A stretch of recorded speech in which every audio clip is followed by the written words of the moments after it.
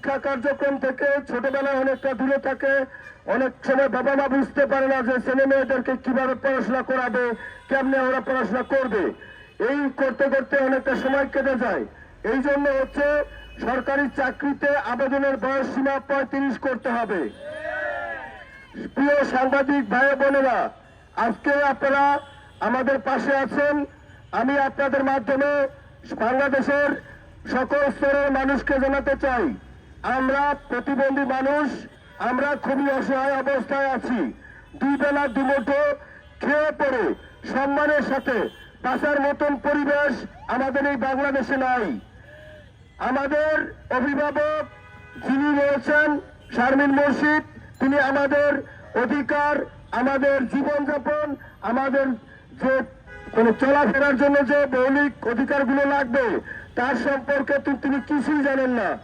আমি আসলে ওনার ব্যাপারে কিছু বলতেই চাই না। আমি বলতে চাই, আমাদের সাংবাদিক ভাইরা আপনারা লিখবেন, আমরা প্রধান উপদেষ্টা যিনি রয়েছেন তার সরাসরি হস্তক্ষেপ চাই এবং এই সমস্যার সমাধান যেন তিনি করেন। কেননা তিনি একমাত্র বাংলাদেশের ব্যক্তি রয়েছেন, তিনি হচ্ছে শান্তিতে নোবেল পেয়েছেন। আমরা যে অশান্তিতে রয়েছি, এই অশান্তিতে থাকার পরেও যদি উনি কিছু না করেন, তাহলে এই নোবেল ওনার জন্য কতটুকু যুক্তিযুক্ত হবে এটা আমি জানি না। আমি বলতে চাই না ওই বিষয়। তবে প্রধান উপদেষ্টা মহোদয় যেন আমাদের এই চাকরি ব্যবস্থা করেন, ওনার সুদৃষ্টি আমাদের উপরে পড়বে, এটা আমরা কামনা করি। আর আমাদের যে কর্মসূচি এটা চলছে, যতদিন না দাবি পূরণ হয় এটা চলবে।